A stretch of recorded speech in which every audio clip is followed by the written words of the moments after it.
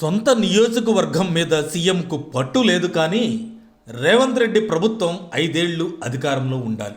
వాళ్ళు 5 ఏళ్లు అధికారంలో ఉంటేనే మేము మరో 15 ఏళ్లు బరాబర్ అధికారంలో ఉంటాం.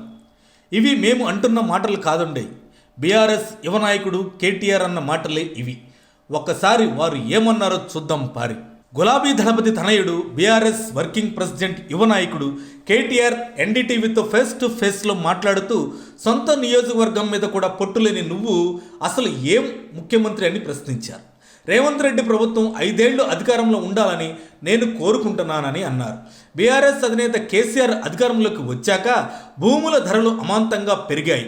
అది అందరికీ తెలుసు. రైతులకు ఆ భూములే ఆసరా అయ్యాయని కూడా తెలుసు. అలాంటి భూములను మీరు గుంజుకుంటా అంటే వారికి కోపం రాదా?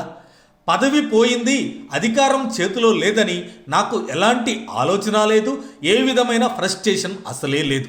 అసలు అధికారం వస్తుందని కలలో కూడా నేను అనుకోలేదు. అలాంటిది 10 ఏళ్లు తెలంగాణ ప్రజలు మాకు అవకాశం ఇవ్వడాన్ని అదృష్టంగా భావించామని కేటీఆర్ అన్నారు. అలాగే రేవంత్ రెడ్డి ప్రభుత్వం 5 ఏళ్లు ఉండాలని నేను మనస్ఫూర్తిగా కోరుకుంటున్నాను.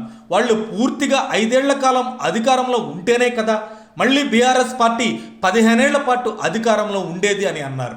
ఒకవేళ ఎన్నికల సంస్కరణలు చేస్తే ఒక వ్యక్తి 2 టర్ముల కన్నా ఎక్కువ సార్లు సీఎంగా పీఎంగా ఉండకూడదని నేను విజ్ఞప్తి చేస్తానని కేటీఆర్ తెలిపారు.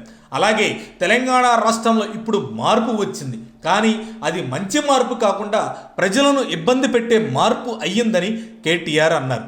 ఫార్మాసిటీ కోసం మేము అధికారంలో ఉన్నప్పుడు సేకరించిన ల్యాండ్ అంతా కూడా కండిషనల్ ల్యాండ్.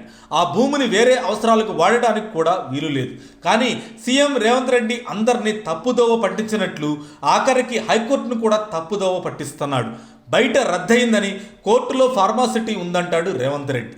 అసలు 4th సిటీ కోసం ఇప్పుడున్న ఈ ప్రభుత్వం 1 ఎకరా ల్యాండ్ అయినా సేకరించిందా అని ఆయన ప్రశ్నించారు. ఫార్మాసిటీ కోసం సేకరించిన భూములతో రియల్ ఎస్టేట్ వ్యాపారం చేయాలని చూస్తే మాత్రం ఊరుకం. తెలంగాణ ప్రజలను ఎప్పటికీ మోసం చేస్తామంటే కుదరదు. నేను ఢిల్లీకి వెళ్ళి కాంగ్రెస్ వాళ్ళ మీద కంప్లైంట్ చేశా. బీజేపీతో స్నేహం మాకు అవసరం లేదు, కానీ కాంగ్రెస్ పార్టీ వాళ్ళు ఇక్కడ సందులో బీజేపీతో చట్టా పట్టాలు వేసుకొని తిరుగుతున్నారు అని ఆరోపించారు కేటీఆర్. మన ముఖ్యమంత్రి రేవంత్ రెడ్డికి నేనంటే చాలా ప్రేమ అనుకుంటా, అందుకే నన్ను సాఫ్ట్ కార్నర్ చేస్తూ టార్గెట్ చేస్తున్నాడు అని ప్రేమగా కేటీఆర్ వ్యాఖ్యానించారు.